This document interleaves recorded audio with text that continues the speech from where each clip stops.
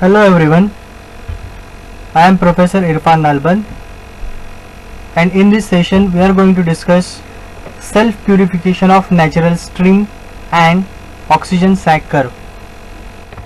So what is self-purification of natural stream and how it is achieved, that we are going to discuss briefly in this session.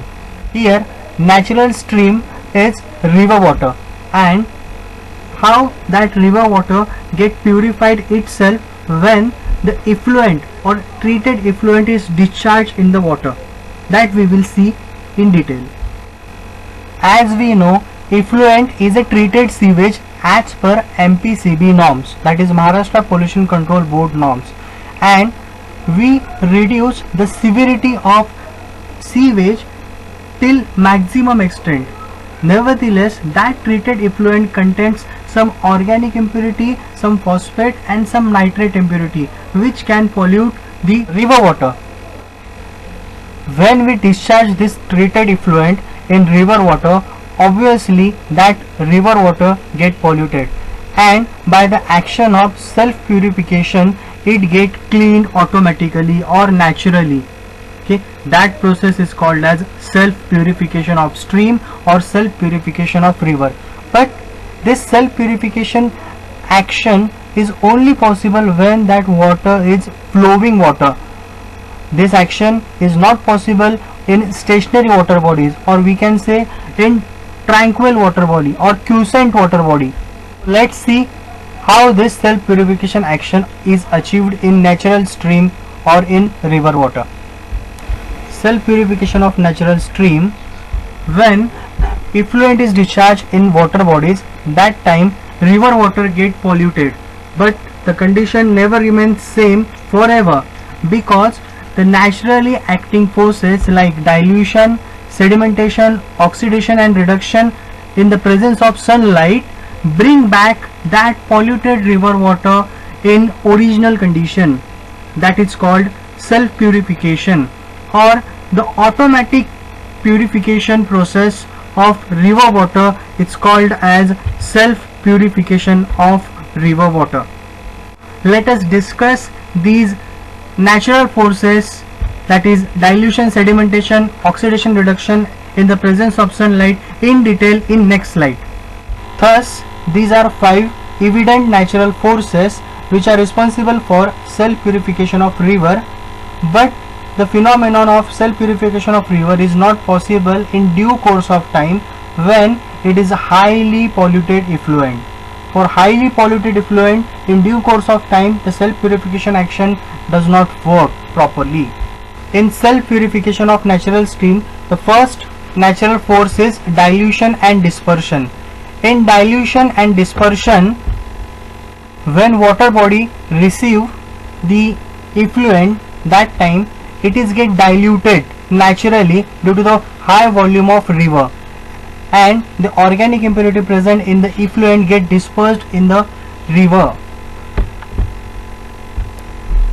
As shown here, Cs is a concentration of sewage, Qs it is a quantity of sewage effluent which is discharged in a water body, Cr it is a concentration or dilution of river water body, and it is a discharge of river water body, and C it is a coefficient of dilution when the sewage effluent is discharged in water body, and that is addition of Qs and Qr, that is quantity of sewage added in water body and rate of river water flow.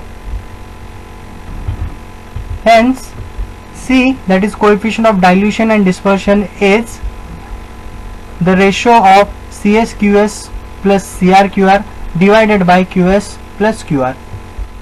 This ratio shows the dilution and dispersion of organic impurity in sewage in river water body.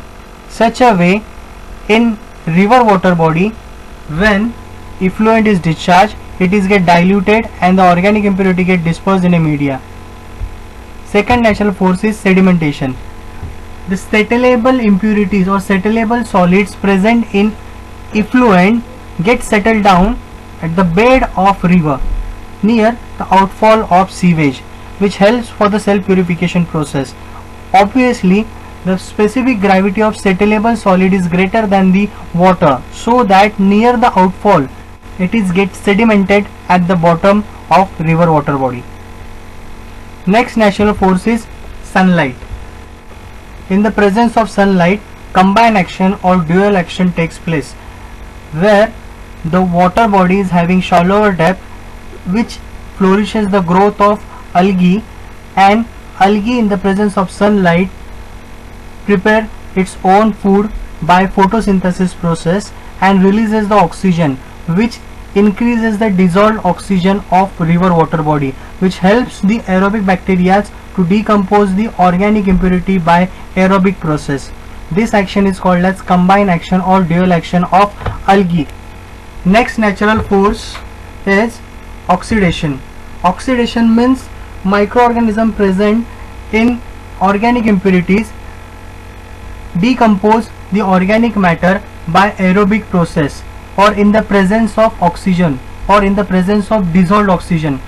That decomposition is called as aerobic decomposition, and due to aerobic decomposition the dissolved oxygen level of water get reduced, that is called DO deficit, means dissolved oxygen level of river water get reduced, and that deficit is compensated by the atmospheric oxygen, as the river water is flowing water and the layer of water while flowing gets shuffled, and due to shuffling of layer the atmospheric oxygen get dissolved in the water body, which increases the DO of water and it enable the aerobic decomposition of organic impurity. The next natural force is reduction. Reduction force is an anaerobic decomposition. Anaerobic decomposition occurs at the bottom of river or at the bed of river, where the settleable impurities has been settled near the outfall of sewage, and as this is anaerobic decomposition, here the oxygen or DO is not required. There are four zones of river water pollution. First zone is zone of degradation, second zone is zone of active decomposition, third zone is zone of recovery, and last zone is zone of clear water.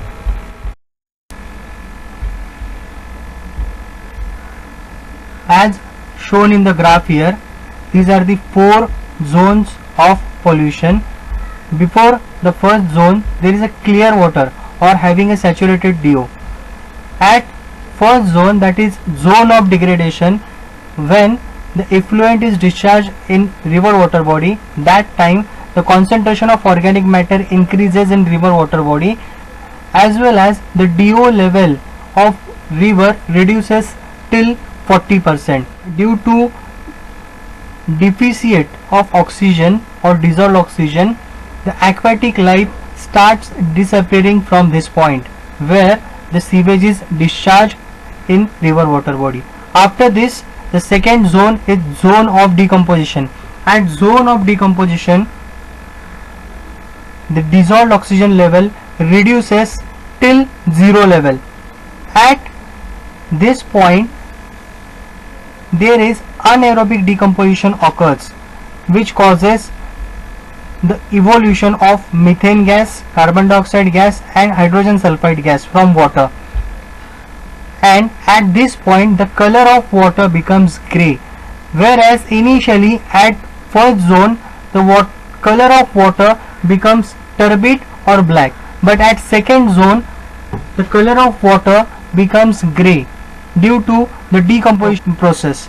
At next zone, that is third zone, that is zone of recovery, water starts gaining its original color and it causes the oxidation process, where the decomposition occurs by aerobic microorganism, as well as at this point, at this zone, river water absorbs the atmospheric oxygen and it gains the dissolved oxygen of water. So at this zone water starts gaining its natural color. After this zone, the next zone is clear water zone. where an aquatic life starts reappearing at this zone. So these are the 4 zones of pollution in river water bodies which causes the self purification of river water body. The next point is DO deficit curve, also called as oxygen deficit curve or DO sag curve or oxygen sag curve. DO deficit at any point in polluted river is the difference between the saturated DO, that is D naught, and the actual DO content, that is DA. So DO deficit D is equal to saturated DO minus actual DO at particular temperature at particular time.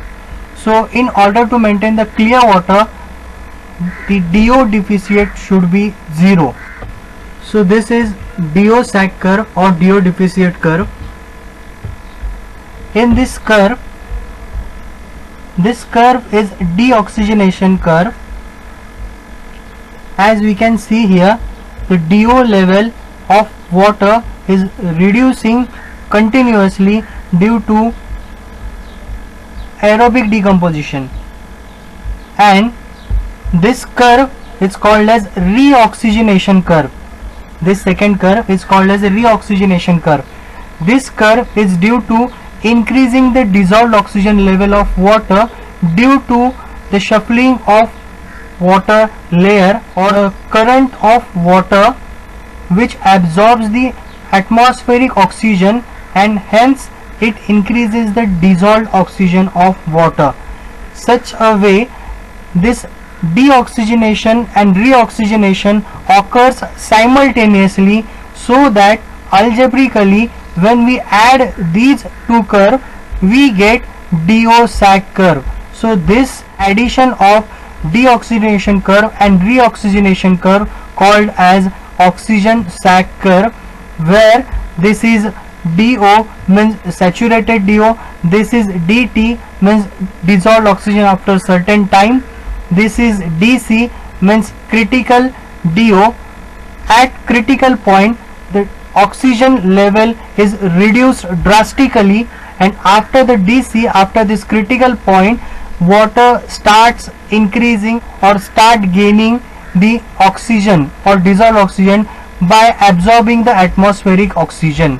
So this curve it's called as oxygen curve, which is formed by algebraic addition of deoxygenation curve and reoxygenation curve. And we can see here after point DC it increases the dissolved oxygen content of water, and it becomes the DO level as it was previously present before discharging the effluent in that water.